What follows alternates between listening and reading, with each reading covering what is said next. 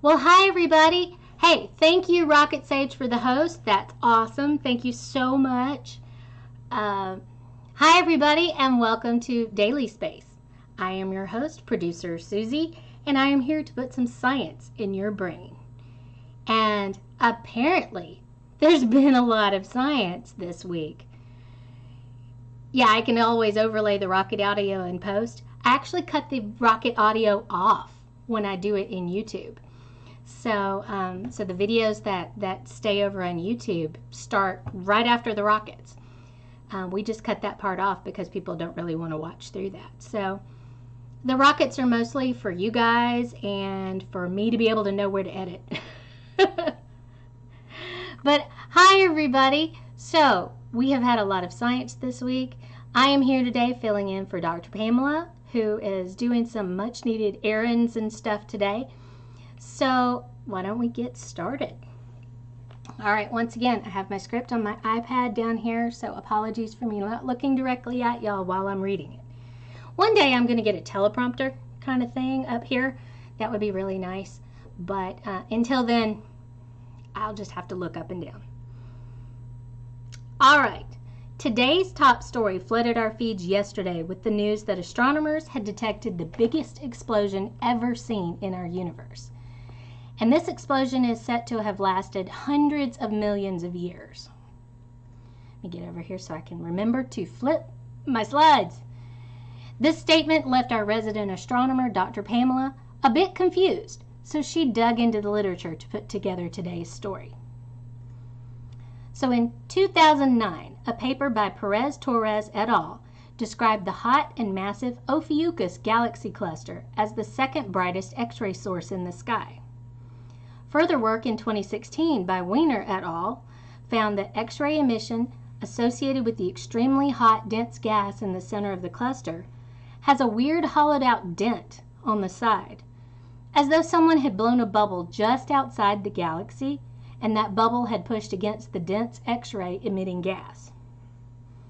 Now, there's lots of galaxy clusters with dented X-ray emission that can be linked to radio bright jets blowing bubbles outside of an active galaxy. The biggest of these are caused by AGN outbursts. AGN, or active galactic nuclei, sorry, today is Tongue Twister Friday. Active galactic nuclei are the family of objects that quasars belong to, and they are the result of supermassive black holes in the centers of galaxies feeding on material in hot, dense accretion disks. Yep, sorry, I'm reading through the script and that bumped me for a second. Feeding on material in a hot, dense accretion disk that is so hot and so dense it can be undergoing nuclear reactions and generating a powerful magnetic field that flings electrons out of the rotational poles of the system. Now, if that doesn't sound wild enough, these systems can sometimes experience what's called an AGN outburst. During these events, several solar masses of material can rapidly fall into the supermassive black hole, and as this happens, the associated accretion disk will also have strong jets that blast out of the core. And when they hit the intercluster medium, they will form shock waves and blow bubbles filled with radio emission. Well, when Wiener and company looked at the Ophiuchus cluster and saw the dented X-ray gas, scientific referred to as a concave edge, they did calculations on how much energy would be needed to dent that much gas and concluded the answer was along the lines of more than is rational. This concave edge surely is something else. That's always fun when you get an answer that's basically, that doesn't make sense. But not everyone was ready to give up on the idea of a massive, powerful AGN outburst creating a massive dent in the X-ray emitting gas. A new team did follow-up observations to see if the radio emission that is characteristic of a bubble-blowing AGN was present. In a new paper in the Astrophysical Journal, written by a team led by Simona Giantucci, they combined Chandra and XMM Newton X-ray data with the Murchison Wide Field Array and giant meter wave radio data to definitively show that you should never say, that would require too much energy, when it comes to supermassive black holes, because they will rise to your challenge. This new data shows that a perfect match of radio and X-ray data to definitively say that there was indeed an Aegean outburst, and it went on for some hundreds of millions of years. Now, here is where an attempt to make this story more click-worthy by using loaded language may lead to some confusion. In a lot of what we're seeing written about this system, people are referring to this outburst as an explosion. Now, I don't know if there's a scientific definition of an explosion that matches, but I can tell you this isn't what any normal person would call an explosion. In this system, a disk of material rapid fire fed a supermassive black hole, and in the process, it spun up a magnificent magnetic field, and much destruction occurred. I wouldn't exactly call this a controlled process, but it was something like feeding a fire hose with a flooded dam's output channel. You knew where everything was flowing, but it was doing it in a way that damaged everything in the process. So this flood of material has stopped for reasons that we may never know, and the sloshing around of material and the jets and everything else that flood triggered have also stopped. We only see the cooling carnage on one side of the once active galaxy.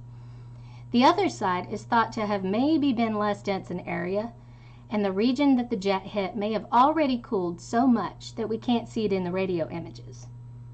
This is not an active galaxy. This is a formerly active galaxy that now sits in the center of the mess it made. There are a lot of articles saying that this is the most powerful explosion ever seen, and we also want to point out the two key words in this phrase: ever seen. The sky is big, and it takes a huge amount of effort to see things in this level of detail. This particular system is only 390 million light years away, which in the vastness of the universe is right next door.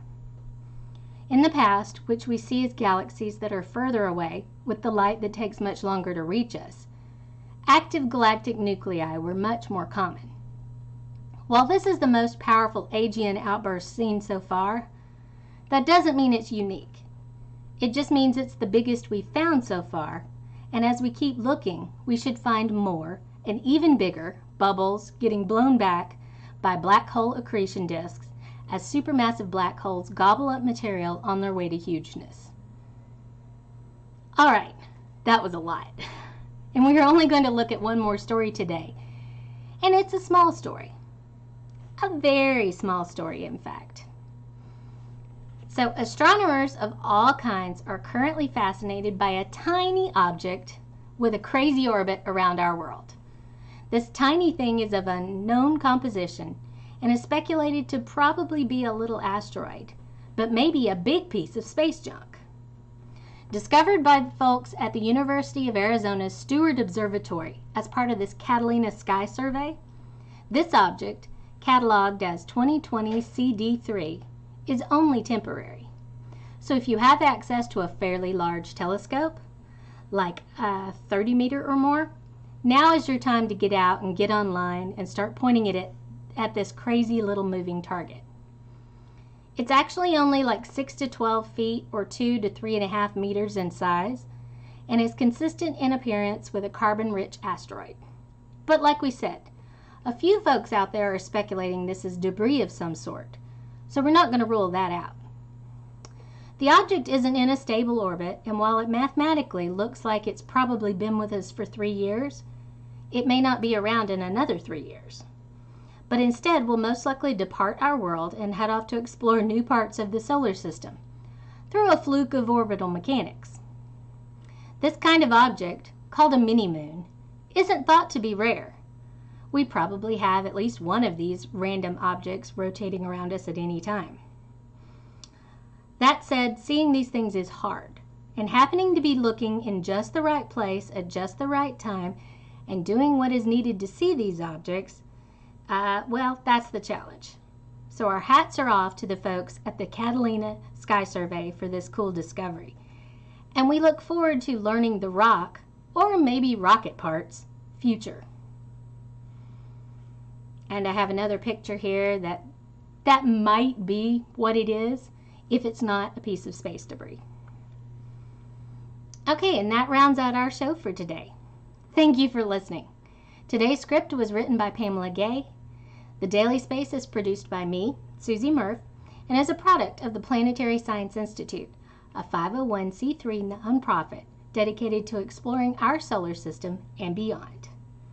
We are here thanks to the generous support of people like you. So if you want to become a supporter of the show, please check us out at patreon.com/CosmoQuestX. And now I will switch over to the chat, and you guys can feel free to ask questions. I do not think Dr. Pamela is in the chat with us right now because I think she's still running her errands. Star Strider, if you're in chat, pop up and say hi. If not, Planetary Pan is here and she can help answer questions too. And definitely, if you have any, try to put that purple star with the purple circle around it there. What's not showing? Pamela's not showing? Okay. Is that what you're saying, Paranor? I'm looking to see what you say is not showing. Looks like the chat's showing on screen. Pamela's not showing in chat. Okay, so Dr. Pamela is not with us today, but Planetary Pan is, and she can help answer questions as well. Thank you very much. So if you have any questions, try to use that purple circle with a purple star. Otherwise, we can just chit-chat here for a few minutes. I think it's pretty cool because I heard the story about the mini moon from like 3 or 4 different people, which is pretty adorable because they realize, oh, Susie works with space, so let me tell her about this cool thing. And I hadn't seen the article yet, so I'm like, I don't know what you're talking about, but I didn't say it that way. So I had to catch up because I was like, well, Pamela didn't cover that in the news yesterday. So she covered it today because it's been a busy week.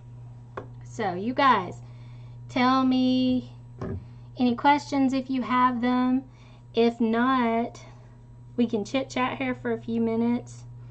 Yeah, that first story, that long one about the active galactic nuclei and things calling it an explosion, they like to mess with us a little bit and make things a little more clickbait worthy by putting words like explosion in things when it's not technically an explosion.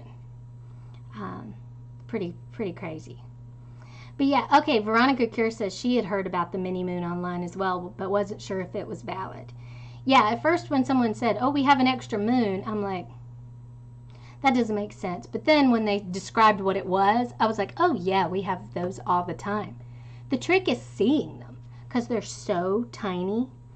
Now, I know that NORAD and a couple of other agencies tend to track everything orbiting the Earth as a certain size and larger.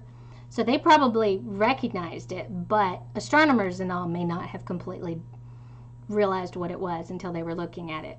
Or it was such an irregular orbit because that one picture looked pretty crazy. That one picture of orbits looked pretty crazy. That might have been hard to spot because it did not seem to have much of a regular pattern to it because it was a very small thing. So it'll be interesting if we can figure out if it's a small, if it's an asteroid or if it's a large piece of space junk. Don't know. Yeah, Veronica, I understand. When they say scientists have found something, you're always a little skeptical. Yeah. Astronomers discover is much more believable. I agree, Veronica Kerr. Yeah, you got to be a little more specific. Astronomers at the Catalina Sky Survey have found. Yeah, that makes it a bit more legitimate sounding when you do that. Larry Weird says NPR interviewed an astronomer from the Catalina Sky Survey today about the Chibi moon. Chibi moon, that's a cute way to call it.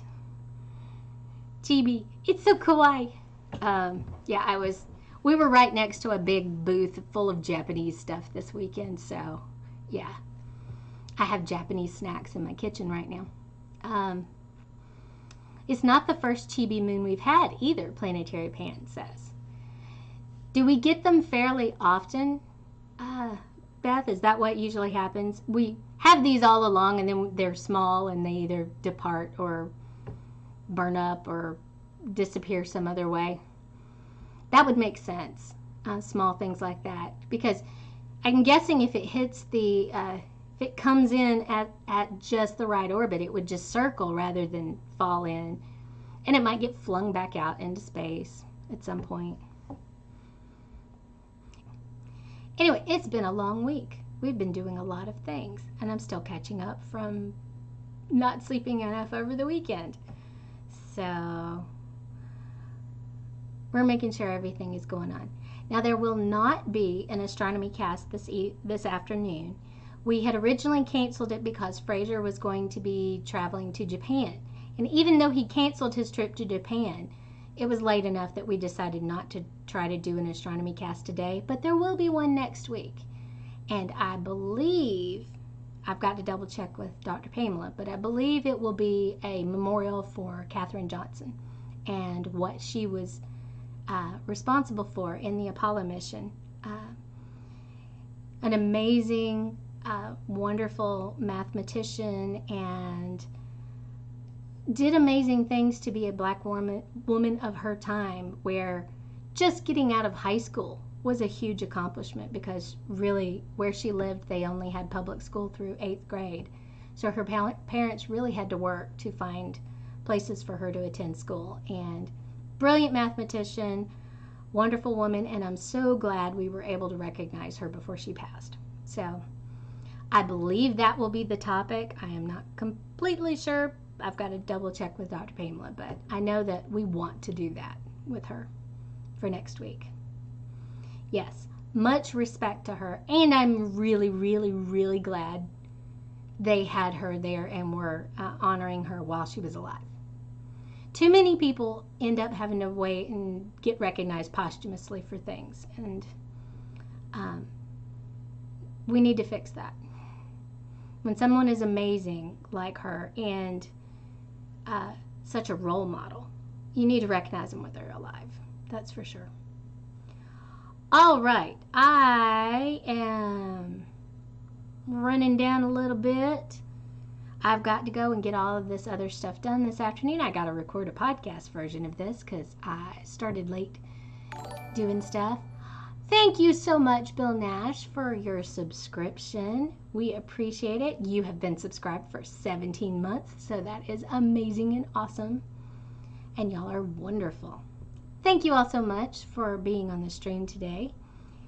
And remember, we are a product of the Planetary Science Institute, a 501c3 nonprofit dedicated to exploring our solar system and beyond. And we are here thanks to the generous support of people like you. So if you want to support us, just go visit over at patreon.com/CosmoQuestX. I do believe that Pamela is going to be revamping our goals, the Patreon levels over on CosmoQuest. She's going in and she's looking at the budget and she's figuring out how much we need for various hours of doing stuff. She's turning over recording more of the podcast to me soon, which is great, because then that way she can do things like go and find ways to get grants for us so we can do more science. So I'm taking over more of doing the podcast recording. I can podcast in my sleep. That's not a problem. So that gives me more stuff to do and opens Dr. Pamela up to do more important things. But we could use your help on Patreon to help support us so we can get paid for these things that we're doing. And she will still be doing the stream, just so you know. She will still be doing the stream. It's just the podcast recording where we take the script and do that. I'll be doing a little bit more of that. Just because that's pretty easy. She still writes all the scripts except Rocket Wednesday, which Dave and Annie write together. So she's still giving us the content. I'm just taking over doing a little bit more of the logistics. That's what I do. I herd the cats. I do logistics. I do production, all that stuff. Because I can talk, but I don't have all of the science completely in my head yet. I'm just adjacent to it. So we want to make sure we're getting it out to you properly. Oh, and that reminds me. That's what I was going to tell y'all. We went to trivia last night. We do team trivia every week. And one of the questions I got last night was an astronomy question, and it was, what does the letter R in the abbreviation FRB stand for? And I was like, fast radio bursts. So the R stands for radio, because we had a story about that this week.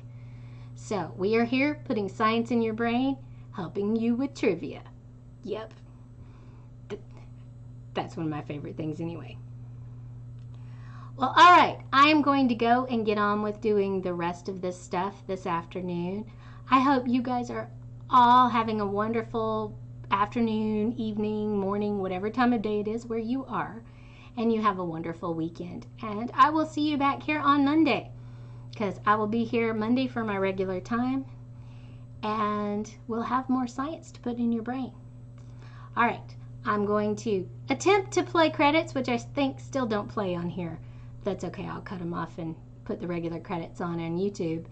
And you guys have a good one. Thank you for watching. Bye-bye.